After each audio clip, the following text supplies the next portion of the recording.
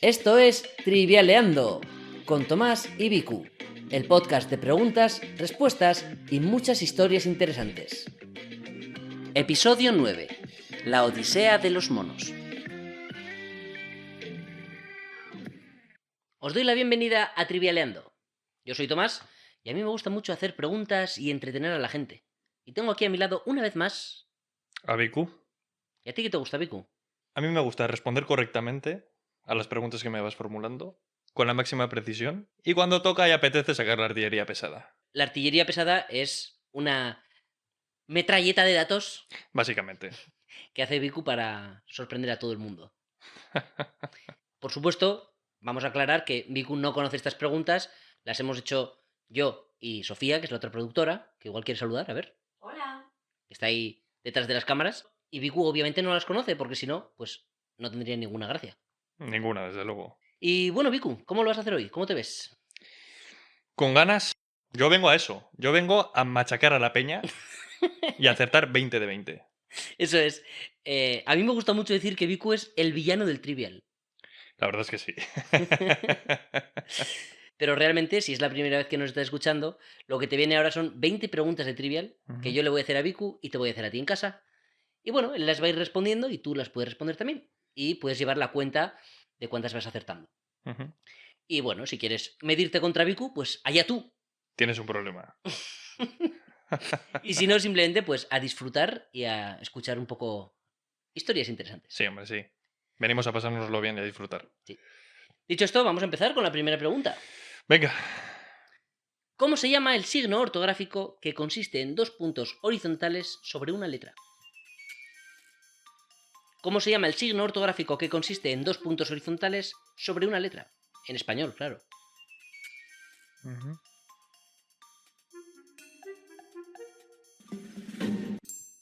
Diéresis.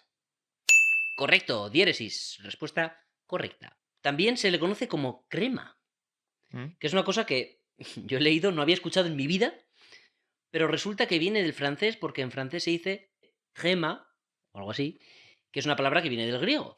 Pero, como se parece a crema, saltó al español con esta pronunciación, crema. No conocía. Yo no lo he escuchado nunca, Mm. pero pues lo he leído. No sé, igual está ya muy en desuso. Lo que sí que sé es que la diéresis que emplean algunos artistas y grupos musicales en su nombre recibe el nombre de metal umlaut Claro. o rock dots. Sí, es porque la diéresis en otros idiomas sobre la U se llama umlaut. Mm. Pero en el contexto de los grupos de música, de metal y rock, Sí. claro, como Motorhead, ¿no? O sí, o por ejemplo Motley Crue, Blue Oyster Cult, Queensryche, Valky, va por ti. Sí, Pero claro, en la cuestión de los grupos de música no es una umlaut que realmente cambia la pronunciación del nombre, Mm. sino es una cuestión meramente estética. Sí, totalmente. Muy bien, empezamos bien. Con la Es primera, es importante empezar bien. es importante, sí. Sí. Vamos con la segunda. Venga. ¿En qué país está la ciudad Ho Chi Minh? ¿En qué país está la ciudad Ho Chi Minh?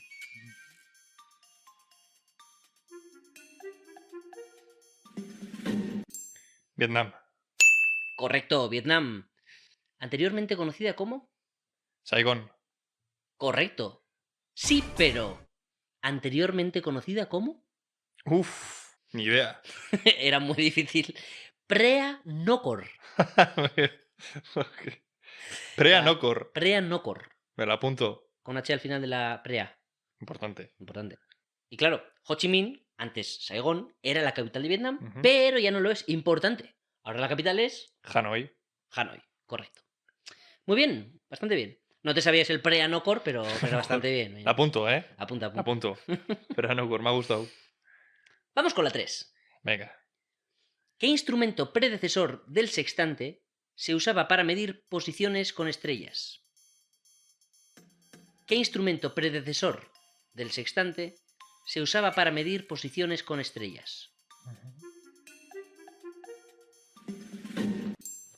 ¿El astrolabio? Correcto, el astrolabio, que es un instrumento, en efecto, como un poco más rudimentario que un sextante, pero que se usaba para, mediante las estrellas, poder navegar. Ujú. Y no solo. Los navegantes musulmanes también lo usaban para calcular el horario de la oración y localizar la Meca. Ajá. En alta mar, claro. Vale. Y aquí quiero aprovechar para dar un pequeño saludo a mi padre, que es navegante y que le gusta mucho el programa. Así que, hola papá, estoy en internet. Pero bueno, bien, empezamos con 3 de 3. Está bien. Está muy bien. Venga. Vamos a la cuarta. En boxeo, ¿qué pesa más? ¿Una pluma, un gallo o una mosca? En boxeo, ¿qué pesa más? ¿Una pluma, un gallo o una mosca?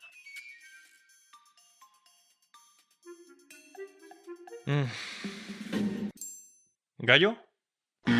¡Incorrecto! Primer fallito. Es la pluma. La pluma. La pluma pesa más que un gallo. Joder. Es un poco raro, la verdad. Sí. Pero en efecto, estos son categorías de boxeo, que tenemos varias, y el orden de las más bajas son mosca, gallo y pluma. Vale. Un poco extraño. Y nada, es una categoría que es entre 55,3 kilos a 57,15, Ujú. que son 122 y 126 libras respectivamente. Vale. Bueno, primer fallito. Bueno. Aún hay mucho trivial por delante, ¿eh? Y muchas preguntas. Muchas preguntas aún. Sí. Pero he de decir que es un buen momento en casa para ir ganándole a Vicu. Saboread este momento porque no es fácil. No me pienso dejar. va a intentar remontarlo. Bien, vamos con la 5. Venga. ¿Cuántas preguntas hay que acertar en ¿Quién quiere ser millonario? El concurso de la tele. ¿Cuántas preguntas hay que acertar en ¿Quién quiere ser millonario?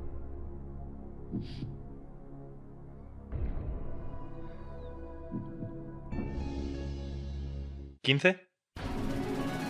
Correcto, 15 preguntas. ¿Tú sabes, Vicu, cómo se llamaba antes el programa ¿Quién quiere ser millonario? En España. No recuerdo, ¿no?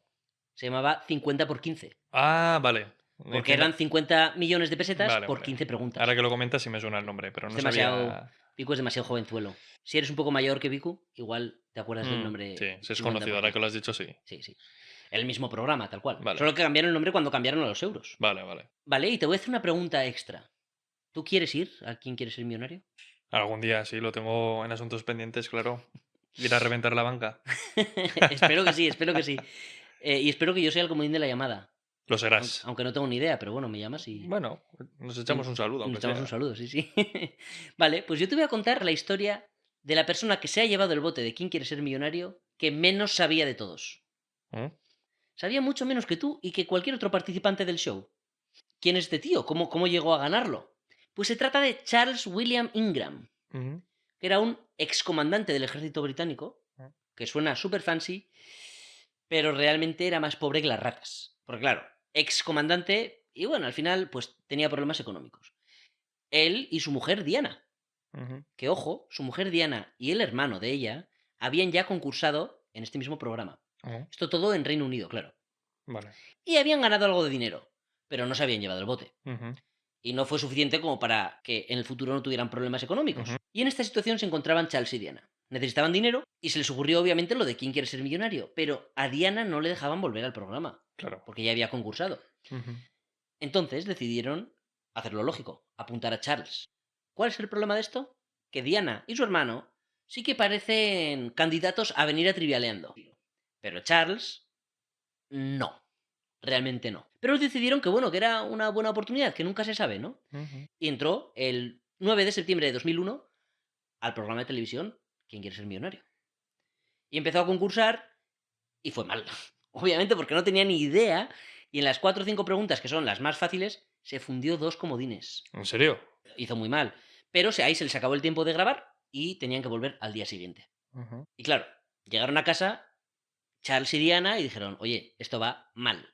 Eres un paquete, Charles. Y no lo podemos dejar esto al azar. Así que vamos a intentar una estrategia para ayudarnos. Y Diana tuvo una idea. Que iba a ir ella al público, junto con un amigo suyo, Tequen Whithawk, y iban a toser cuando Charles nombrara la opción correcta. Y eso hicieron. Porque claro, no se podían llevar un pinganillo ni nada más sofisticado. Claro. Decidieron ir a lo básico, a Ujú. toser. Y al día siguiente fueron al ¿Quién quiere ser millonario otra vez?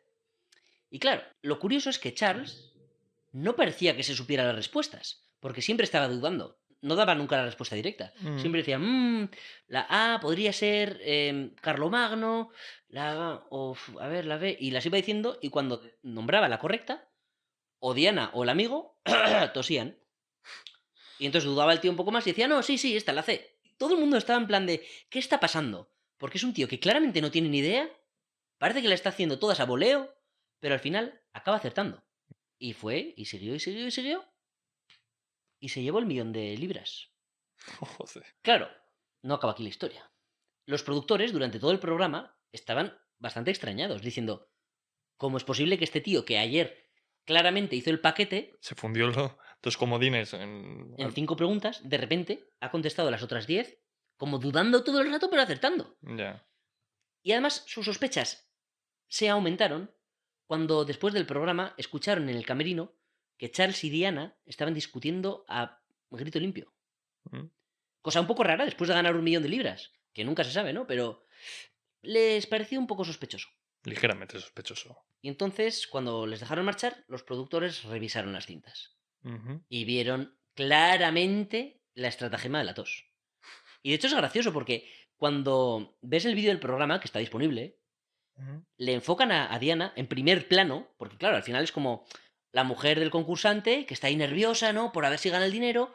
Hay un momento en el que le enfocan y Charles dice la opción correcta, entonces a Diana le toca toser y tose delante de la cámara, en primer plano, en televisión nacional, muy cantosamente. Es muy gracioso. Muy descarada. Muy descarado. Claro, y además aquí estaba la discusión que tenían ellos en el camerino. Ah, Porque ella le había dicho a Charles que no fuera por el millón, que se plantara en la sección anterior para ganar claro. algo de dinero, pero no levantar tantas sospechas. Ya.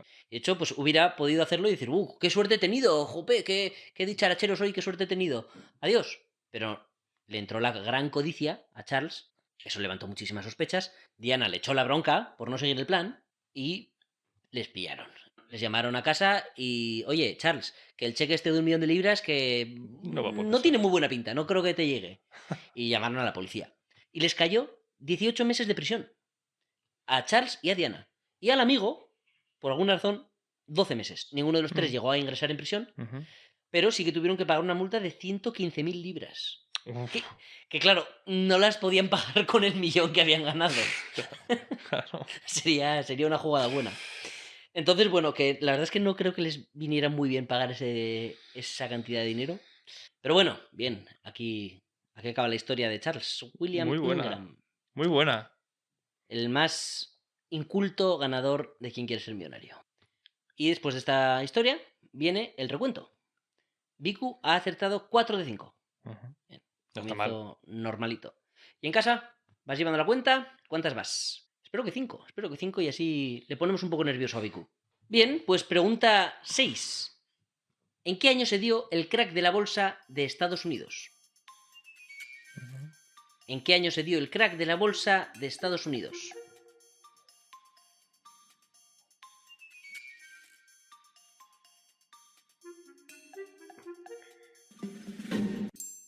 24 de octubre, jueves de 1929. Exacto. 24 de octubre de 1929. En casa, 1929 nos vale. Sí, pero ¿cómo se conoce este día? El jueves negro. Correcto. Supongo que por eso sabías que era jueves, ¿no? Sí. Vale. Y no estáis haciendo unos cálculos que, en plan, 24 de octubre del 29 sí cayó en jueves. Bien. ¿Qué me cuentas de esto? Aquí siempre me gusta comentar una cosa, Siempre que te preguntan sobre el crack de la bolsa. y es ¿quién gobernaba? ¿Quién presidía los Estados Unidos entonces? ¿Quién era? Herbert Hoover. Ah, pues mira, es buen datito. Es buen dato, sí, ¿no? Sí. A ver, oye, ¿quién presidía los Estados Unidos cuando Mira, tuvo lugar el crack? ¿a quién le cayó el marrón? Sí. No tuvo que ser fácil. Ujú. Vale, muy bien. Vamos a pasar con la 7. Venga. ¿Cuál es el cítrico más grande? ¿Cuál es el cítrico más grande?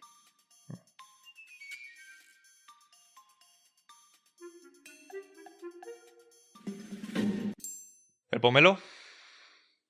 Correcto, el pomelo. Muy bien. De todos los cítricos, el más grande. Y el peor. No lo he probado, la verdad, no he ¿No has tenido probado el el pomelo? No he probado el No pomelo, te ¿no? pierdes nada, es el peor cítrico. Bien, Yo te voy a decir, aparte de que es el peor cítrico, un dato bastante Ujú. subjetivo, te voy a decir un dato más objetivo, que es que la palabra pomelo proviene del idioma tamil. ¿No? ¿Dónde se habla el tamil? Al sur de la India. ¿Correcto? Y en ese idioma significa limón del Pampa. ¿Qué es el Pampa? Un río de la India. Del sur, concretamente. Del sur, concretamente. Qué casualidad. En efecto, el pomelo es limón del Pampa, que es un río del sur de la India. Ujú. Muy bien, pasamos a la 8. Venga. ¿Con qué canción termina habitualmente el concierto de Año Nuevo de Viena? ¿Con qué canción termina habitualmente el concierto de Año Nuevo de Viena?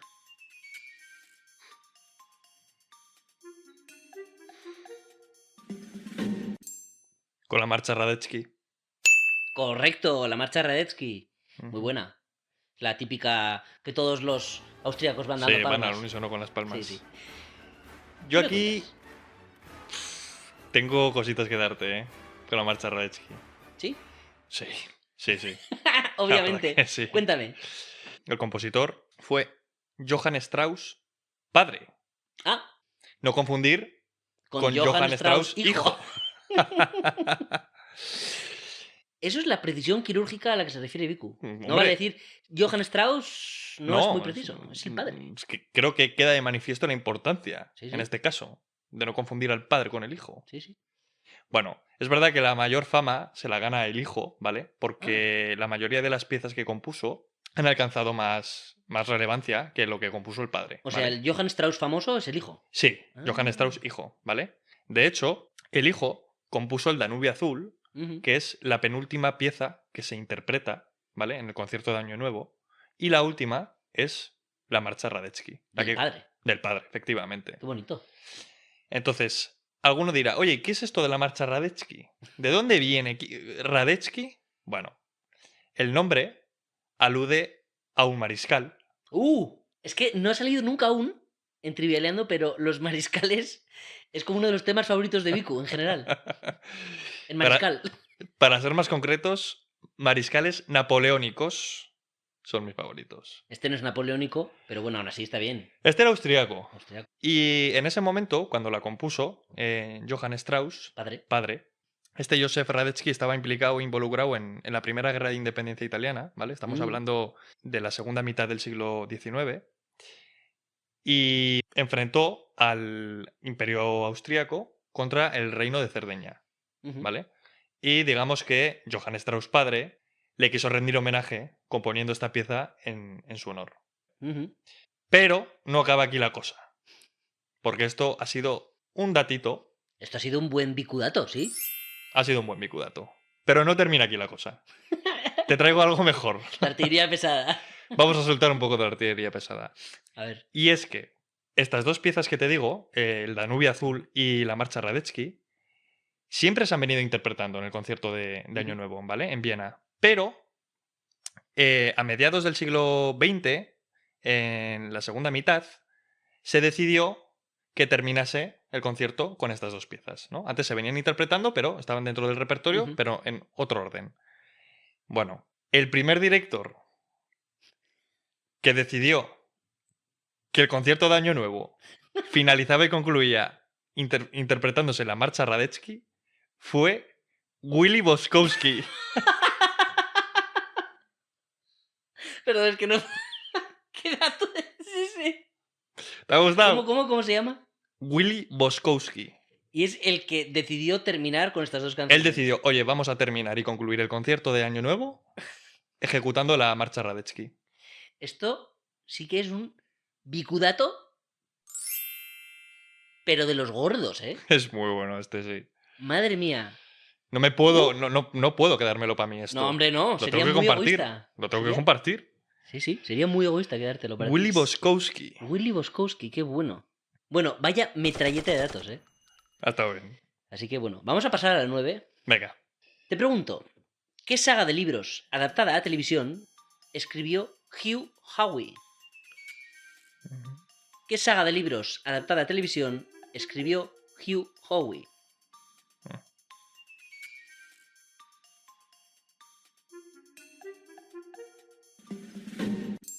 Silo.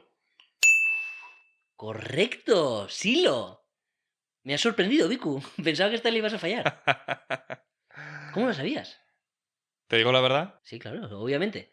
Porque es una serie que, por supuesto, no he visto, pero sé La que duda ofende.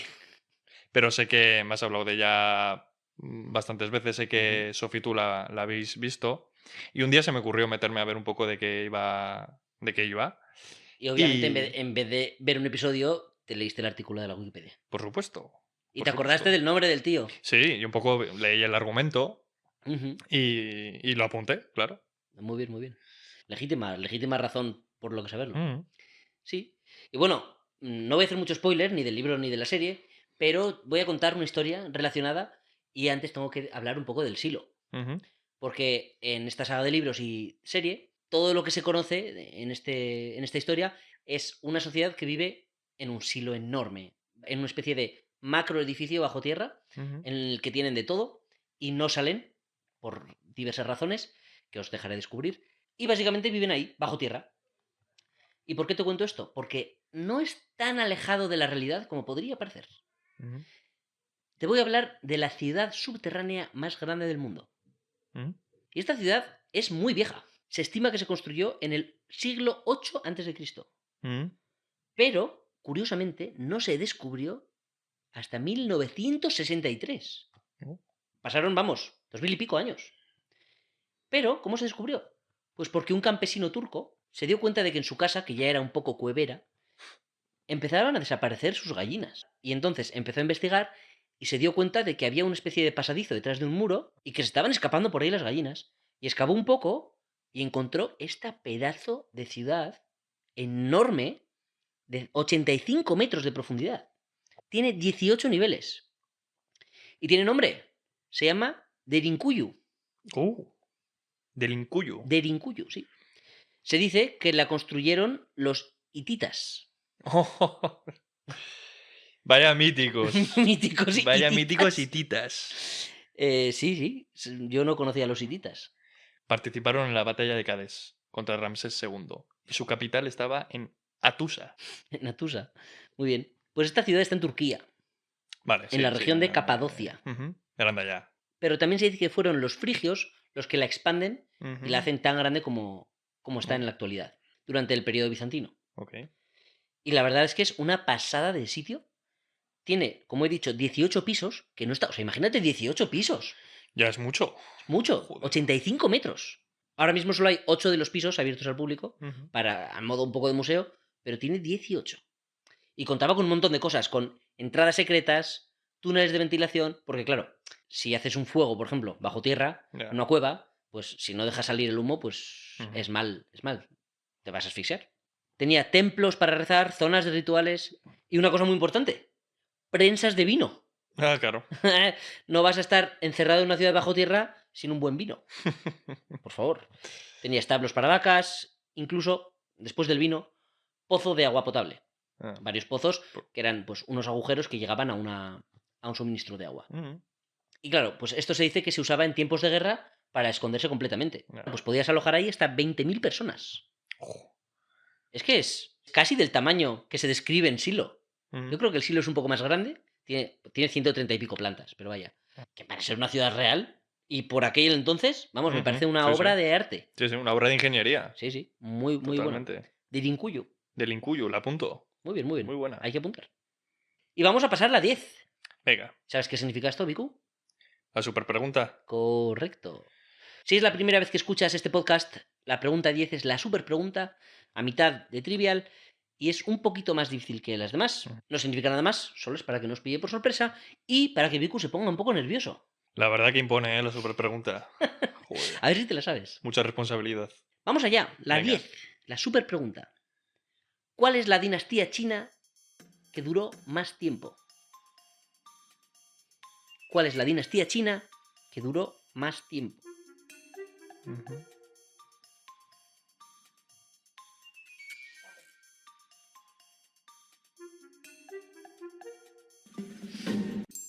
Zu. Correcto, muy buena, muy buena. Los Zhou, creo que se Zhou. pronuncia, creo que se pronuncia Zhou, pero sí. Vale, Vale, mi chino no es muy bueno, ¿eh? vale. Pero es eso, Z-H-O-U. Eso, sé cómo se escribe, pero la Ujú. pronunciación. Zhou. Zhou, Zhou. digamos. Ok. En efecto, y reinaron un montón. 789 años. Mm, Sabía que era bastante, no conocía el dato exacto, pero sí que me suena que gobernaron antes de Cristo, Sí, en el último milenio antes de Cristo. si en casa lo habéis acertado, ponedlo en el comentario, que nos hace ilusión. Mm, Que alguien nos diga que la ha acertado. Y también dinos por qué. ¿Por qué te sabías este dato? mm. Ya puedes Venga, respirar un poco, Vicu. sí, Y superada la super pregunta, vamos al recuento. venga, Has acertado 9 de 10. Aún queda la mitad, venga, te puedes lucir. vamos a seguir. ¿Y en casa cómo vas? ¿10 de 10? Ojalá vayas también así de bien. Y pasamos a la pregunta 11. Venga, ¿Qué magnitud obtenemos al dividir la distancia por el tiempo? ¿Qué magnitud obtenemos al dividir la distancia por el tiempo?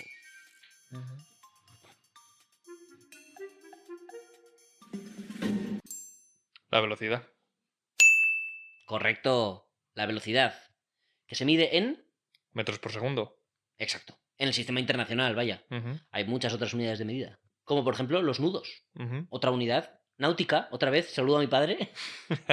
Otra unidad náutica que básicamente se daban así los nudos, porque se hacían nudos en una cuerda, en un cabo, y cuanto más rápido va el barco, la cuerda, el cabo, se inclina más por la velocidad y se Mm, ven más nudos no, fuera del agua. ujú, Luego se hizo un poco estándar, pero básicamente los nudos vienen de ahí. ujú.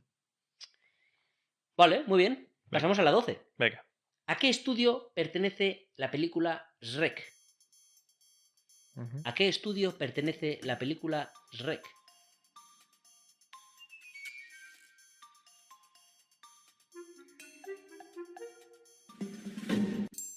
DreamWorks. Correcto, DreamWorks. Y además yo sé una pequeña curiosidad sobre Shrek, Mm, que también yo creo que da para un buen capítulo, en general toda la película de Shrek y la saga, pero yo sabía que en DreamWorks no creían mucho en esta película de Shrek mm. y mandaban ahí a trabajar a los animadores que no querían que trabajaran en otra película, pero les salía demasiado caro echar. Ok. Era un poco como un Siberia de la animación, ¿no? Les mandaban ahí para que Trabajos trabajaran, forzados. sí, casi trabajos forzados, o sea, Ok. y resulta que hicieron un peliculón y que, Ujú, y que fue la absoluta triunfada de DreamWorks. ujú, ujú. Yo sé que los productores, guionistas, a la hora de crear al personaje de Shrek, se inspiraron en una persona de la vida real. Qué pobre, La verdad que no era muy agraciado físicamente. me imagino. Pero esta persona era Maurice Tille. Maurice Tiller. Maurice Tille. ¿Y quién era? Un francés que creo que se dedicaba profesionalmente a la lucha libre Ah, y se inspiraron en él. Maurice Tille. Maurice Tiller alias Shrek. Sí, sí, sí. Ostras, vaya bicudato. Es bueno este, ¿eh? Está bien. Está bien. Muy buena, me ha gustado, me ha gustado. Muy bien, pues pasamos a la 13. Venga. ¿Sobre qué animal escribió famosamente Juan Ramón Jiménez? ¿Sobre qué animal escribió famosamente Juan Ramón Jiménez?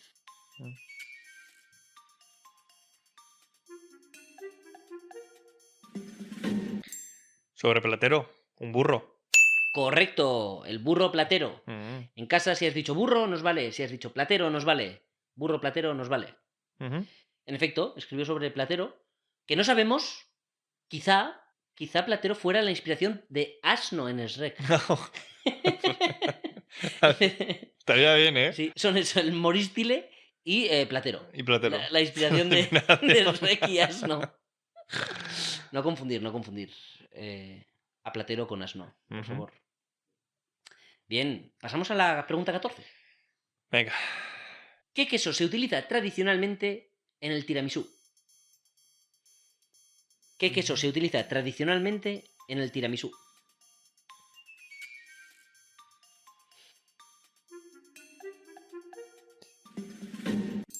¿Parmesano? Incorrecto. Ah, Es el mascarpone. Fallito, Vicu. ok. El mascarpone, que es un queso mucho más dulce y que se usa mucho para postres. Pero bueno, bien. Bien. Y aquí te traigo una cosa bastante interesante. ¿De quesos? Sí, no sobre el mascarpone en concreto, pero sobre quesos. Ok. Pero antes, voy a deciros una frase, a ver si os habéis sentido alguna vez relacionados con esta frase, a ver si os sentís identificados. Tengo 250 millones de kilos de queso y no sé qué hacer con ellos. ¿Os pasa? ¿Os ha pasado alguna vez? Estaría bien. Estaría curioso. Sería curioso. Pues esto le ha pasado a una persona. ¿En serio? Bueno, no a una persona, le ha pasado al gobierno de Estados Unidos. Ah, Tiene, en efecto, una reserva gigantesca de quesos y ha sido un problema. Y sigue siéndolo. No saben qué hacer con ellos. a día de hoy. A día de hoy. Sí, el problema a lo largo de la historia viene y va un poquito, pero sigue siendo. Sigue estando ahí. ¿Y cómo llegas a esta situación? ¿Cómo llegas a una situación en la que tienes 250 millones de kilos de queso? Pues bueno, tiene una historia. Mm, Y empezó en los años 20. ujú. En los años 20 y 30, en Estados Unidos, la agricultura y ganadería estaba pasando una época un poco mala. Entonces el gobierno decidió dar unas ayudas. Y estas ayudas garantizaban que se vendía la leche a cierto precio. El gobierno compraba la leche que sobraba. ¿Para qué? Para que los ganaderos y agricultores pudieran subsistir con ese dinero. Y al principio, pues yo qué sé, la usarían para darles de desayunar en el Pentágono. Pero llegó un punto en el que no podían. Era insostenible. Era insostenible. Y se les ocurrió una cosa. Hacer queso. Porque el queso dura mucho más que la leche. Y eso está muy bien. Hacían queso y les duraba más. Yo me imagino aquí a unos trabajadores del gobierno haciendo queso sin ningún motivo realmente, ¿no? Porque no... Solo por puro almacenaje. Ujú. Y de hecho tenían una cámara donde guardaban todo el queso, bajo tierra. Como en la ciudad perdida esta. Dilincuyu. Como en Dilincuyu. Tenían en Dilincuyu también unas cámaras de queso. Quizá. La cuestión es que empezaron a tener más y más reserva de queso. Y este programa fue bastante bien. La reserva de quesos no se fue de las manos durante 20 años o así. Estuvo bastante bien y funcionó bien. Pero después, en los 70, hubo otra crisis y el gobierno redobló las ayudas que proporcionaba con una ley conocida como Farm Bill. Básicamente inyectaron millones de dólares en subsidios, fomentando la producción y compraron todo el excedente. Mm. ¿Y qué pasó? Pues que en menos de 10 años, Estados Unidos tenía la mayor reserva de lácteos del mundo. Sin querer. Ya. No es una cosa que querían hacer. Simplemente tenían ahí el queso porque les sobraba. Y no sabían qué hacer con tanto queso. Lo donaron, se lo dieron a familias desfavorecidas, a restaurantes, intentaron promover que se usara más queso, pero es que a los 3 años tenían la misma cantidad. Y lo que pasa es que es un desafío logístico muy grande mover tanto queso. Mm. No es gratis mover queso, ni mover nada, vaya. Entonces, bueno, intentaron hacer varias cosas como estas, pero no cuajó. Cuajó. No cuajó. Y de hecho, hay una cita de uno de los directores que dice: probablemente la cosa más barata y práctica sería arrojarlos al océano.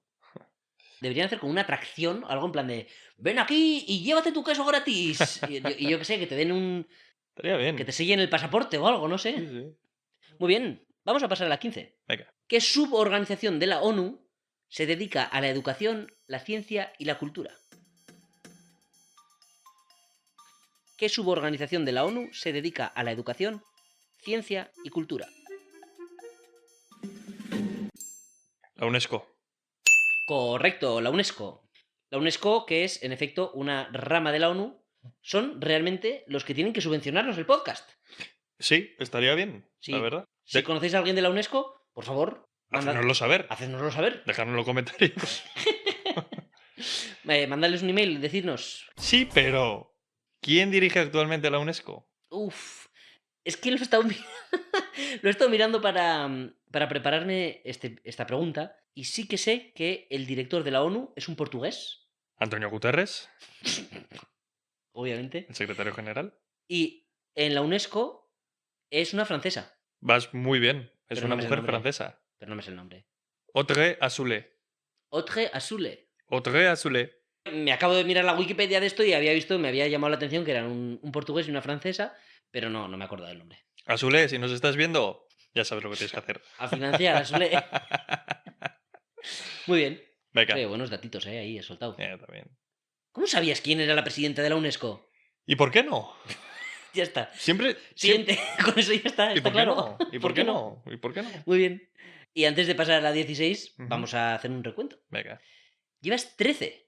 está Bueno, bien, 2 fallitos. está bien. En casa, ¿cuántos vas? ¿Vas a ganar a Viku? Estas últimas 5 es donde se decide la cosa, ¿eh? Mm, Hay que hacerlas bien. No pienso dejarme. Pues vamos a la 16. Venga. ¿Cómo se llama el perro de la familia Simpson? ¿Cómo se llama el perro de la familia Simpson?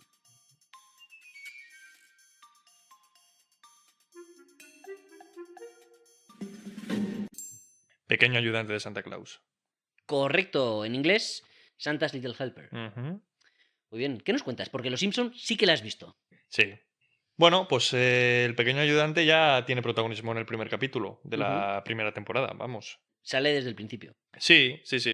Y he de decir que en otro capítulo de la octava temporada, al pequeño ayudante lo termina adoptando un ciego y le da de nombre Salpicadura.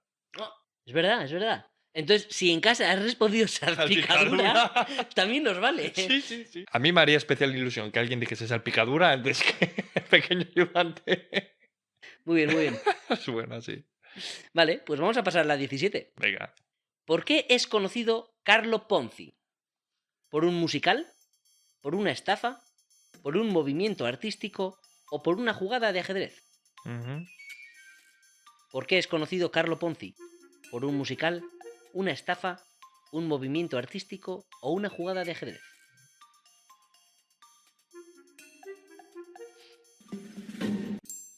Por una estafa. Correcto. La estafa conocida como estafa Ponzi. El esquema Ponzi. Ujú, exacto. Vamos a pasar a la 18. Venga. ¿Qué unidad del sistema internacional está relacionada con el número de Avogadro? ¿Qué unidad del sistema internacional está relacionada con el número de Avogadro?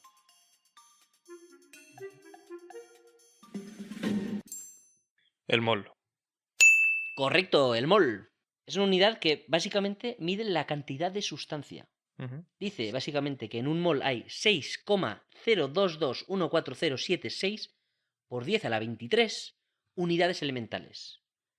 Cosas, por ejemplo, moléculas de agua Ujú. o átomos de hidrógeno o lo que sea. Vale, muy bien. Pues vamos con la 19. Entramos en las dos últimas. Venga, esta hay que sacar, ¿eh?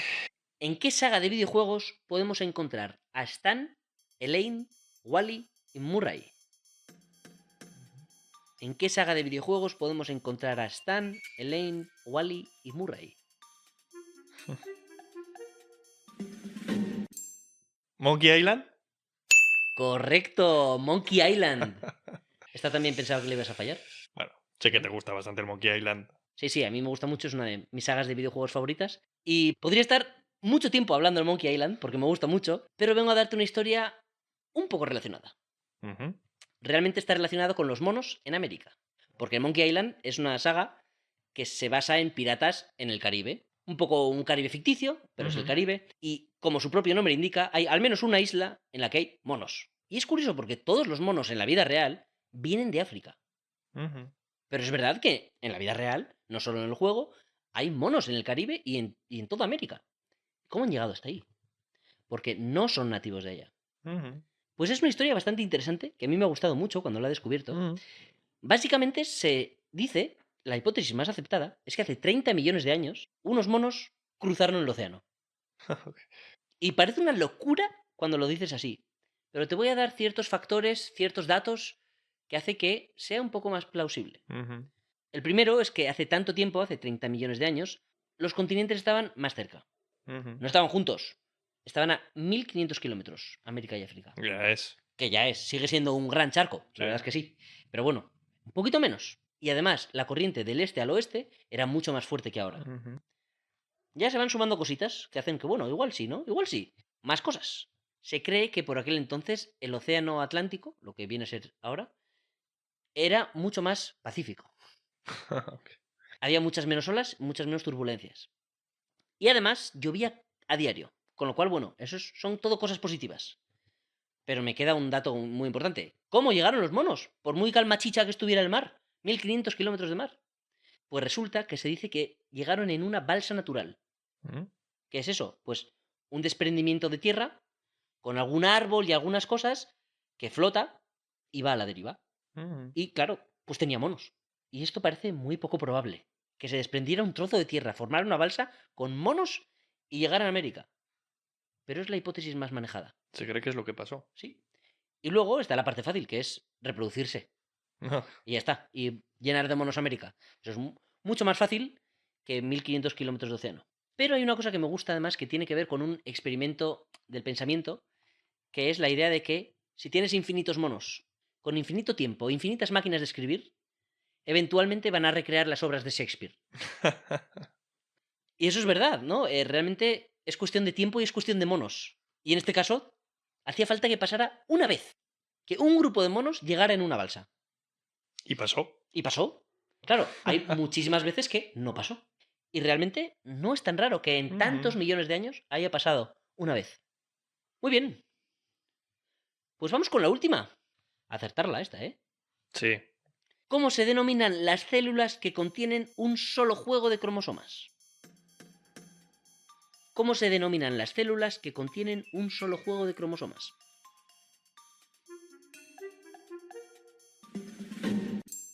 Las haploides. Correcto. Las haploides. Que no las diploides. Exacto, las diploides son las células normales que tienen dos juegos. Eso es. Me ha sorprendido, Vicu. Defendiéndome en la ciencia como puedo. Seguro que a más de un oyente le ha sorprendido que supieras esta. No era fácil, ¿eh? No era fácil. Muy buena. Pues con esto acabamos el episodio y vamos a hacer el recuento. Vicu ha acertado 18 preguntazas. Está muy bien. Está muy bien. Está muy bien. Muy bien. ¿Y en casa, cómo lo has hecho? Esperemos que bien, esperemos que te haya gustado y que te hayan entretenido nuestras historias y datitos. Yo me lo paso muy bien. Yo también, como siempre. Pues genial. Es un lujo. Pues nos veremos en el siguiente episodio de Trivialeando. Aquí estaremos. Un placer, Tom. Igualmente, Vicu.